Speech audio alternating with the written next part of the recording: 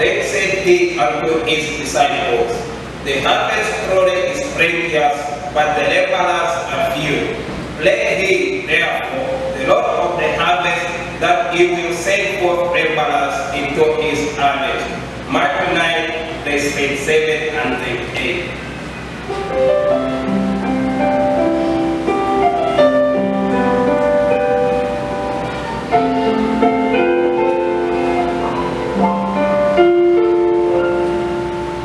A young girl weeps in a far distant land.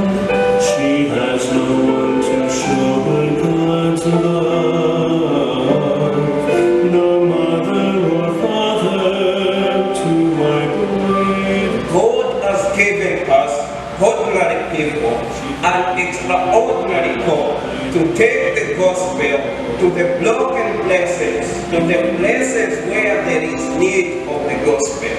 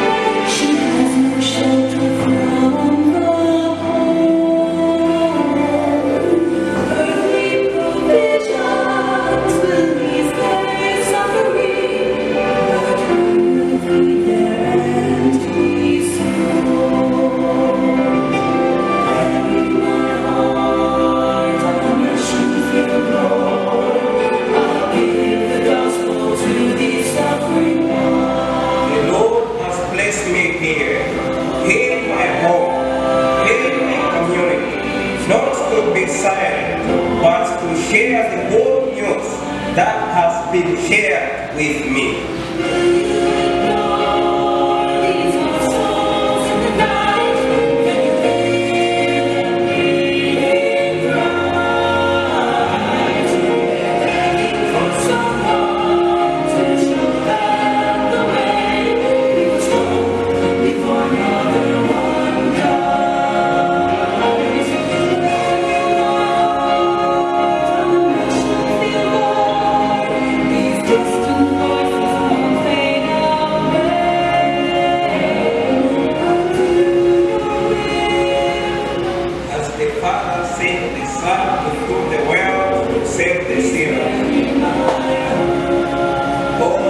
Send me into the world to proclaim Christ.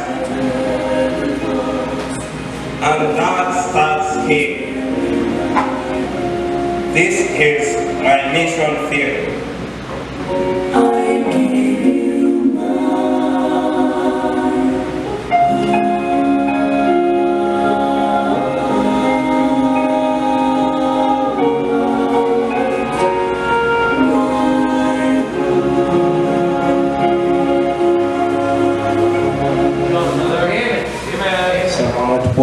So as you can see, our ministry is combination, my team Chaka Mapute, Bucket 4, because my pastor is Mapute, missionary Kwatan, the one who brought me here. So, thank you once again. So open your Bible in Isaiah chapter 6, verses 1 until 8. Isaiah chapter 6. I just read verse 1 and then we'll jump to verse 8. Amen. Are you there? Amen. Isaiah chapter 6 verse 1. In the year that King Uzziah died, I saw also the Lord sitting upon a throne high and lifted up, and his train filled the temple. Verse 8. Also I heard the voice of the Lord saying, Whom shall I send? And who will go for us? Then said I, Here am I, send me. Here am I, send me. Nami salamu alaikum. So seeing there was a generation that was before us. That generation, they were responsible to their generation. And they are coming up another generation after us. That generation, they will be responsible to their generation. We are living in the world. We are seeing the world. We are seeing people. We are seeing a lot of things happen in the world today. And if we do not find the means and ways of reaching the people today, we'll be accountable to God someday. What does the Bible says in John 3:16? For God so loved the world that he gave, beguiled his only begotten Son, that whosoever believe in him should not perish, but have everlasting life. That should supposed to be our goal, to show the love of God to the lost world, so that people may come to God in repentance and faith. That should be our goal. Simple, to show the love of God to the lost world, so that people may come to God in repentance and faith. So the title of the message I'll be preaching this morning is the desperate need for mission. The desperate need for mission. We are just going to focus in verse 8. The desperate need for mission. That is the title of my message. It's only Tarawa needs. The need of sending, there must be senders. And the need of going, there must be goers. Only Tarawapo, sending and going. We are going to focus in this verse. So now you can go back to Isaiah chapter 1. Isaiah chapter 1. So if you open your Bible in Isaiah chapter 1 in verse 1, you are going to see four kings. King Uzziah, King Jotham, King Isaiah, King Hezekiah. During Isaiah time, there were four kings. In verse 4, you see the wickedness of the tribe of Judah. The corruption in life, the corruption in the temple, the corruption in the family. There was corruption in the land, and it's really affected those people. So God gave them opportunity to turn to him in repentance and faith. Panginon Sabe, you can see that in Isaiah chapter 1, verse 19. Isaiah chapter 1, verse 19. Panginon Sabe, it started with conditional phrase. We can see here a conditional phrase. If he be willing and obedient, you shall eat the good of the land. That is Panginon. He's telling them, if you be willing and obedient, you shall eat the good of the land. But the problem is there in verse 20. It started with the contrast. Panginon Sabe, but if ye refuse and rebel, you shall devour with the sword. For the mouth of the Lord had spoken it. For the mouth of the Lord had spoken it.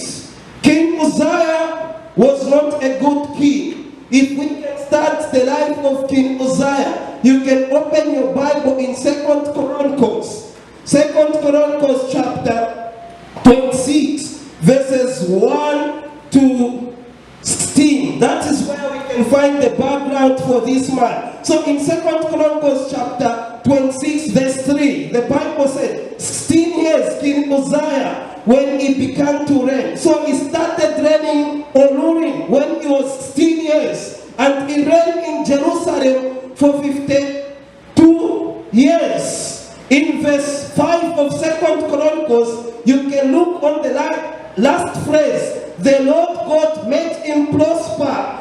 He built cities. That is in verse 6.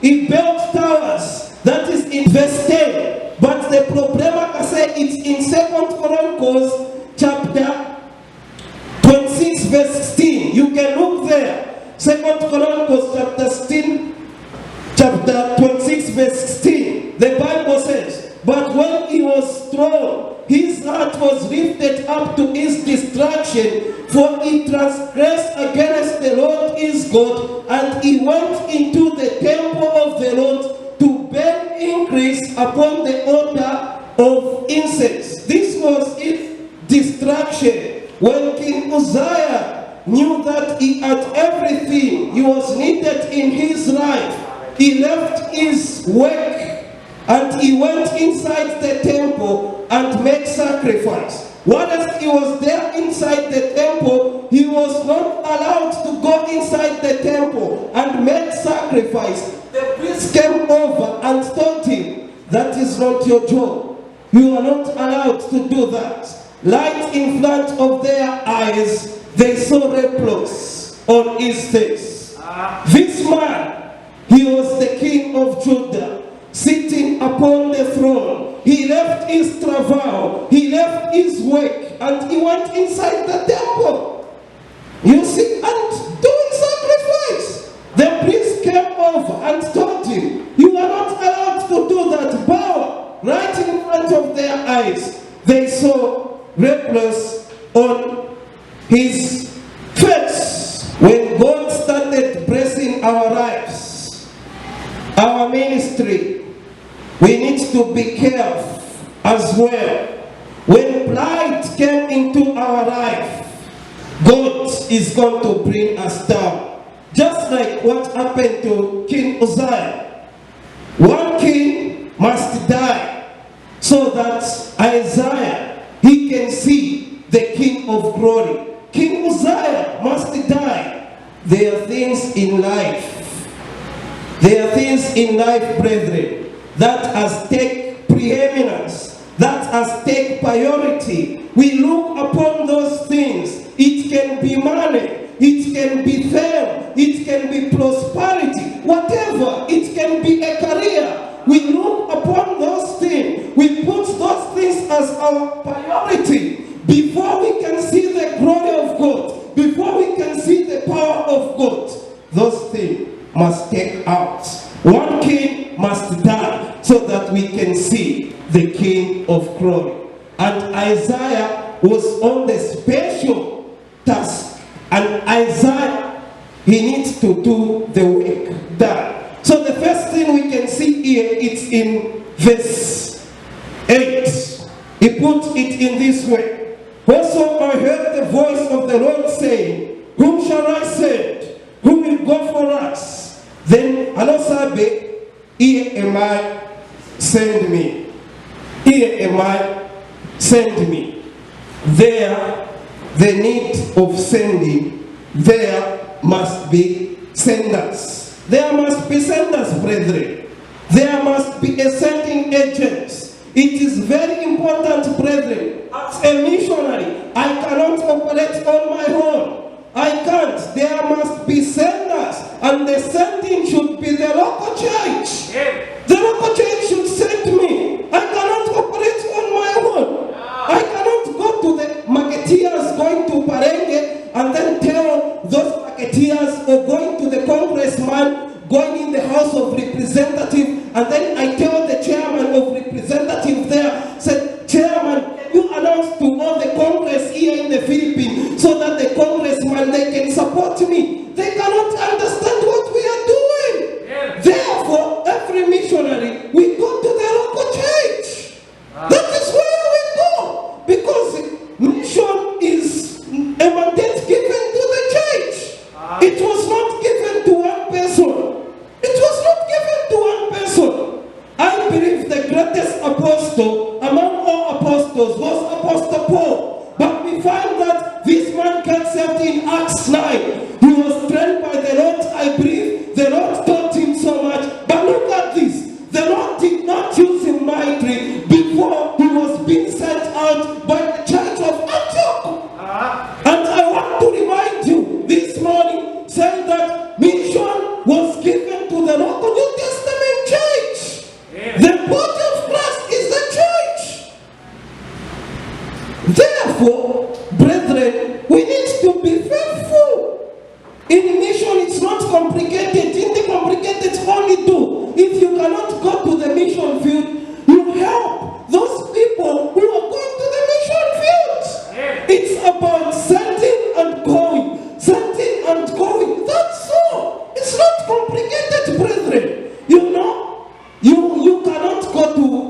America. I cannot go to China. I cannot go to Botswana. I cannot go to Bangladesh.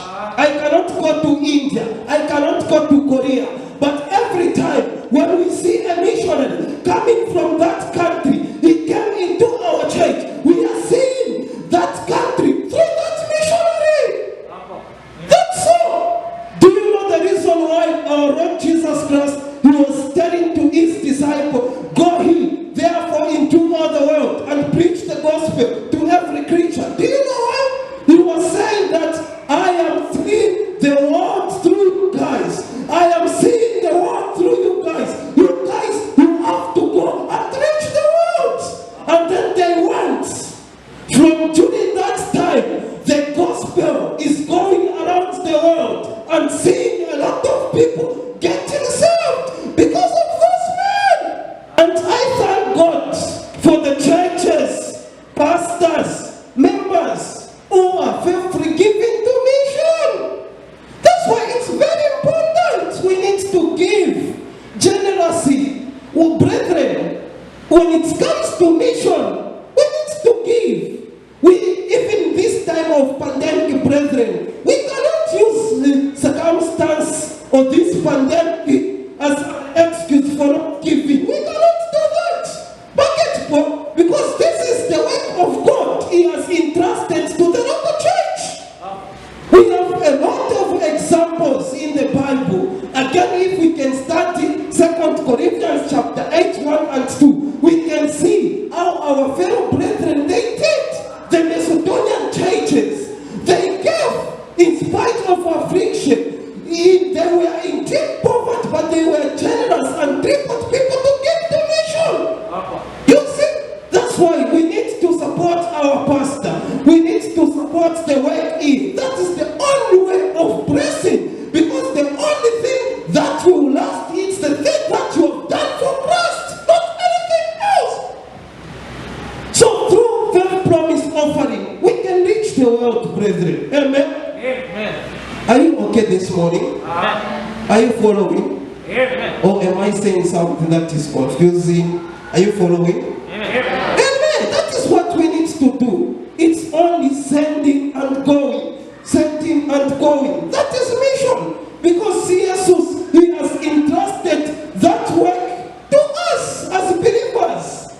God, if He wants, He can send angels. If He wants, He can just command the stone battle to evangelize. But He cannot do that. So the means, it's through you. Even Apostle Paul again, he said in Romans chapter 10, how shall they hear without a preacher?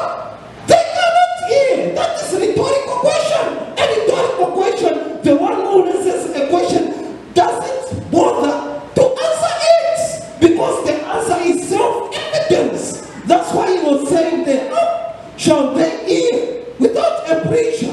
And then how shall we preach except we have been sent? So it's about sending, brethren. It's about sending.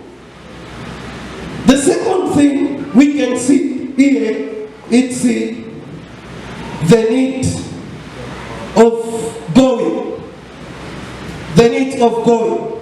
Verse 8. Also I heard the voice of the Lord saying, Anosabe, whom shall I send? Who will go for us? I know this voice, here am I, send me. It did not say that, here am I, can you send someone? It did. He was willing. He was willing so that God can use him to reach his own countrymen.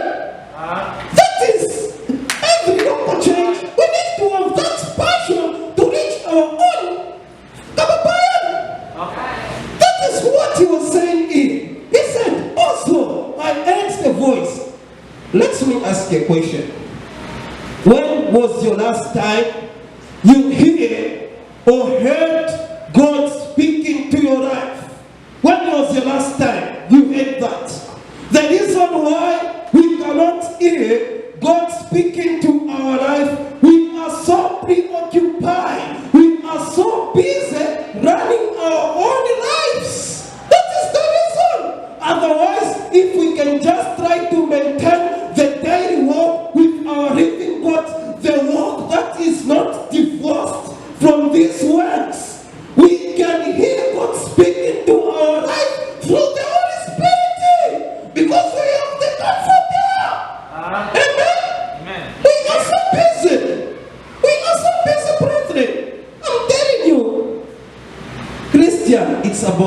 sacrifice.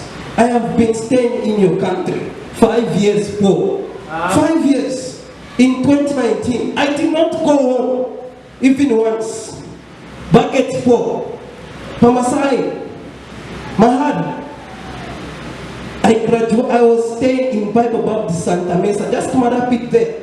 That is my house. I stayed in the church for 5 years. In 2019, I lost my brother, Saket Sacha. I was praying for my brother because if you are the one going to start a work, pioneer work, it's not easy. It's very much enough to start a work, you know. So I was praying saying that when I go back to my own country, I establish the church. My young brother, when I get out, I want to hand that ministry to my young brother. That was my prayer. But in 2019, Saket Sacha, because in Africa, we don't have good water, so Saket Sacha. Namatai. In 2020, April 17, my father, who was the translator to my pastor, because in Zambia, when we are preaching, because our people, they cannot understand English. They are not like you Filipinos. So when we are preaching there in Zambia, the way we handle our service, every ringopo, we need statro, tao. They are going to stand here in front. One, when my pastor is preaching using English, my father will be the one going to translate in our language, so that our people, they can hear the word of God. And then we have another guy who's going to translate in sign language. Bucket. Because Madami people in Zambia who are deaf. So we want to reach them. So every Sunday, our service, we need to have 3 men. One in English, the other one to translate in our language, the other one translating sign language. My father, who was a preacher, I was praying for him because my dad, he was so dedicated to the work. Even when I surrendered my life, I was the first one working in our family. I used to work in mine as truck driver. I used to drive big trucks in mine. I was the breadwinner of our family. When I surrendered, I went to Bible college. My mother, she don't want. She said, what are you going to do in Bible college? You just want to follow your life of your dad. You see your dad, but you always he went out giving gospel tracts. Are we going to eat gospel tracts? Are we going to eat that? My mom, she did not understand. Even when my pastor, he wanted to blot me to Philippines, my mom said, no, don't get him. No, don't get him. You can train him here in Zambia. My pastor, missionary Kwatane, said, no, the training here is not enough. We need to send him. My tata said, okay, go, Chris. Go. He encouraged me. Go. I went to Bible college. I was the one providing for my family. When I went to Bible college, it's not easy. It's not easy. It's not easy. By God's grace, I graduated. Amen. By God's grace, I graduated. My father, he died April 2017. I was thinking, when I go back home, because being a missionary, I am having some blessing. There are churches who are willing to partner with me. There are churches who are willing to support the work in Zambia. I was thinking that when I go back, I'm going to employ my father to put him as a full-time worker so that I can work with him in the church. What else we are doing visitation, we are doing whatever ministry it is, whether prison ministry, I can give him something on monthly basis. That was my prayer, because I know that here in Philippines, I have churches who understand the Great Commission. They know that the Great Commission was not given to one person. That's why I was thinking in such a way. But when my father died, that was on April 17, 2020. When I received the message, that night, my faith was shaken. My faith was shaken. I just lost my brother 2019. In 2020, my father gone to heaven. I was wrestling there in the room, asking God, why Panginhon? Why Jesus, you have allowed all these things to happen in my life? And then I was thinking like, sometimes as a Christian, it seems like when you pray to God, you cry to God, oh Lord, do something for my family. And then it seems like our prayers just bounce over the city and fall down onto the ground. Bucket full, because the situation is getting from bad to worse. I started questioning God. My faith was shaken. Buckets. Two people, they have gone. I have lost my brother. I have lost my father who's come to help me. So, brethren, it's about sacrifice. It's about sacrifice. All the things we brought nothing in this world. Literally, if we die, we cannot carry anything at all. There are a lot of Christians that will be going to heaven bankrupt, buckets, because they don't want to sacrifice. They don't want to give. There was a survey saying that a lot of Christians, they spent their money feeding pusa. They are giving, the pusa too much per kind consuming than getting money given to mission. They are feeding their pigs, the dogs, the pusa. It's more important than the souls of men. Serious survey. You see, there was a man, there was a pastor in England. That man, he has pastored the church for many years. And in 1 year, only one boy got saved. Only one boy got baptized. And then people, they were wondering, saying that we haven't seen any fruits. So chismes, alamo chismes started spreading at the church.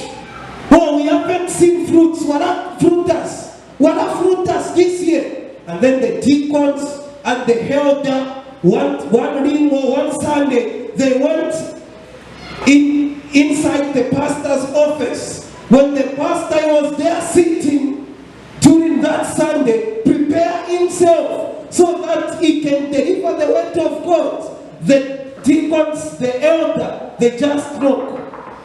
Pastor, the pastor said, come here. Pastor, I feel like I am burdened. I feel like I am burdened. The pastor said, what? He said, Pastor, this year we haven't seen any fruit. Only one boy got saved. Only one boy got baptized. Only one boy became a member of the church. That old man, he said, what can I do? I have tried a lot. What can I do? And then they said, Pastor, you need to find the way. We are going to find our own pastor. So that man, Sunday morning, they have offering. And then after that, when that old man, he stepped on the platform, he opened the Bible, he started preaching, and all the members, they walked out. They went to their respected houses. Once they walked out, when they went, that little boy, he was there sitting in front. He was there sitting in front. The pastor asked him, what about you? Are you not going with them? That little boy said, no, I cannot go with them. I think God has called me to be a missionary. That old man is crying. The tears, they are running down into his eyes. He just shook his head and said, God can use you. Whilst he was crying, God can use you. God can use you. That little boy, his name was Robert Moffat. He was Robert Moffat. He went to the field of Africa. In Africa, before, we have people, we call them cannibalism. They eat their fellow human being. Even this time, their countries like that because it's not well developed. Example of that, you can search Uganda. Idi Amin, he was the president of Uganda. He was eating fellow human being. When the president correct Pusha with the general, he's going to eat his general. Idi Amin, it's a true story. You can search that. Robert Moffat, he went to the field of Africa. When he went to the field of Africa, he was working with those scavengers. When Robert Moffat, he went back to England. People, they respected him. People, they welcomed him. Through the life of Robert Moffat, David Livingstone came out. David Livingstone came out. David Livingstone, he went to Africa. When David Livingstone, he died in my own country, Zambia. We have one seat, we name after him. We call it Livingstone seat. When Dr. David Livingstone died, because of malaria, malaria is equivalent to dengue. So when he died, our tribe members, we opened his chest. We opened his chest. We took the arts and we buried in Zambia. We tell the European, we told them, if you are not going to give the art of Dr. David Livingstone, we are going to kill you, all of them. So those white people, they agree. We get the hearts, we buried in my country, and then they get the body, they ship the body through the west coast of Africa. They brought the body to England.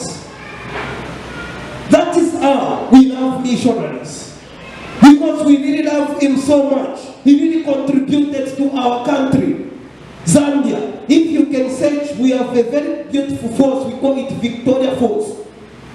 That is where we buried him. We have a very big statue. Our government, they constructed a statue for him. One of his famous quotation of Dr. David Livingstone. If you visit Zambia, if you ever you have opportunity to visit my country, you can see the statue for Dr. David Livingstone. And one of his famous quotation was this: those pastors, those missionaries who will be coming after our generation, those pastors who will be just preach one message, through one message, they have a lot of fruits, they have a lot of converts. Please remember us, Bucket, because he utterly represented the continent of Africa without any fruits, but he was faithful from the gospel. That's why the most important thing is faithfulness. Faithfulness. Amen. Faithfulness. Consistent. The second thing is the need of going. There must be goers. In other words, the only people God can use to carry his work are his people, his church.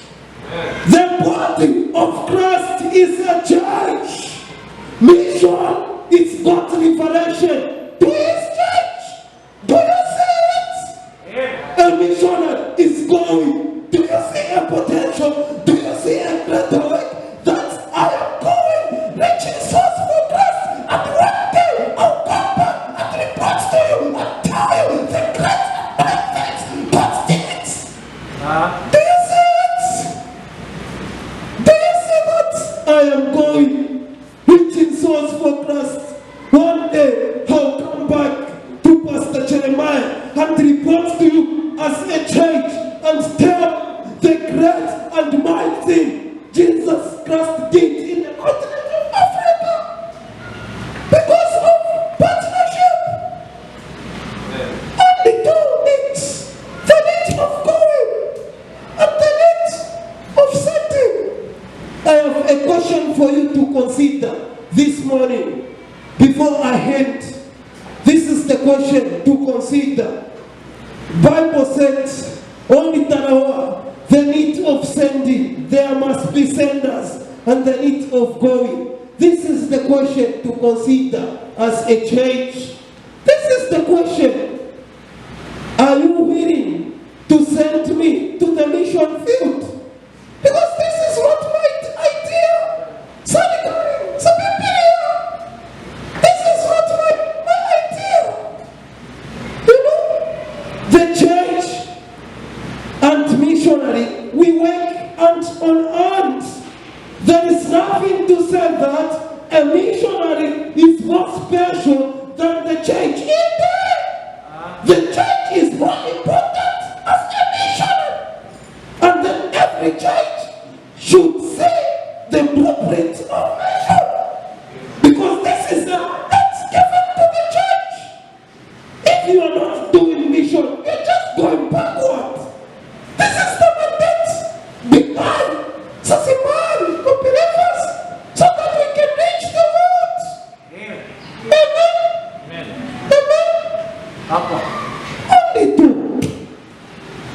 Are you willing to go with me? Amen. Are you willing as a church? Only two. Mission is not complicated. It's about going and sending. Going and sending. Those are the questions you consider. Are you willing? Are you willing as a church this morning? Oh, Chris, we are going to partner with you. Because it's about two things more. As you send me, I go and do the work.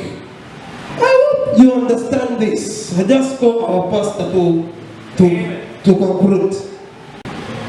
Thank you, Missionary Chris. What if the President of the Philippines would call me tonight and will say, we need to send delegates to the United Nations, and there is no other institution that can go there but your church. So there are two things that you need to do. Somebody must be the representative and somebody must send him there. What would we feel? Will we all sacrifice to send someone to go to that United Nation? Will you be excited and say, wow, the President of the Philippines has chosen our church to put a delegate to the United Nations? Who will say, I will go? And who will say, I will send him to go? Folks, when the Lord Jesus Christ died, buried, and rose again, before he ascended up to heaven, he said to his church, go into all the world and preach the gospel.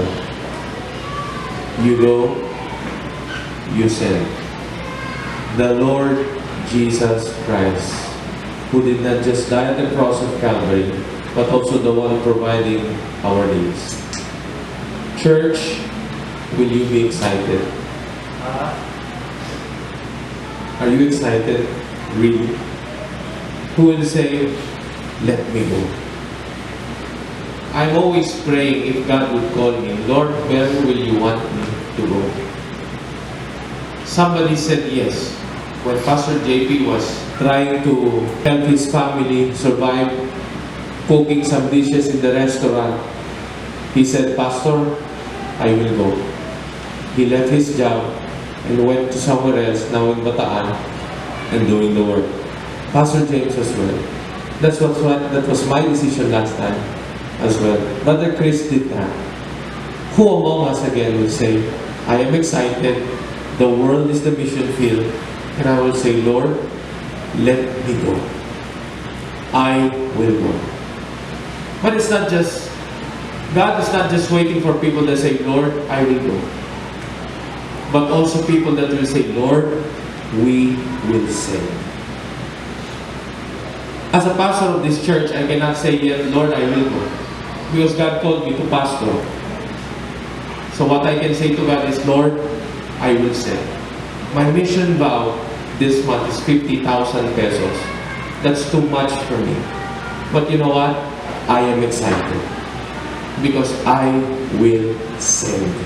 Somebody from here must be sent. If nobody from here will be sent, somebody who already said they will go will be sent with the funds that I will give, with the faithfulness that I will show to God. How about you? Are you really excited? Are we really excited to reach the African soil? Are we really excited that Vietnam will have another missionary? Are we really excited that Cambodia will have another missionary? Are we really excited that Laos and Myanmar and Thailand and Korea, are we really excited? Can we pray that North Korea would have somebody that would preach the gospel? And it's about two things. Whether you say, Lord, I will go. Here am I, send me. Or, Lord, I will send. I will do my best to provide for the need of the missionary to go. I would sacrifice these things for him to go. The church is mandated to send. We cannot send by a few amount of money. That's why God commanded us to send. And I'm praying that one day we will send somebody that will not waste so much time going around, but will immediately go. Because there are members that will say, Lord, we will send. We will send. And again, except a corn of wheat, fall into the ground and die, abide it alone. But if it die, it bring forth much fruit. The same principle. God wants us to die to self and be used by God. And He indeed is the one that provides. When these missionaries went, God provided their needs. He is the breadwinner of the family. And they are still surviving. When I said, Lord, that's the thing that I was thinking about before I said I will go. Paano yung pamilya ko? Paano yung lahat? Siya din mo ang nag-provide. Ganon din ho doon sa pagsisend. Paano yung mga needs ko? Paano yung mga mangyayari sa future? It's not our provision. It is God's provision. All God is waiting is people that would be available for that call. Would you say, Lord, I will go? Or will you say, Lord, I will send? I'll be a part of the sending team. I will do my best for that. Thank you, missionary, for reminding us of this great endeavor. I hope and I pray that you will see the very root of why we are having our World Missions Conference. It is for the Lord Jesus Christ's command. The Great Commission. Kaya nung tayo nagkaroon ng ganito, nung in-lines natin, kaya ako excited na Lord, sana magkaroon ng pagkakataon ng church namin makasend ng missionary. Napakasarap na magkakaroon tayo ng bahagi sa ibang bayan at magtuturo ng ebanghelyo kahit sa sarili nating bayan. Are you excited? Be a part of this great work. Let us all stand up, please, and pray.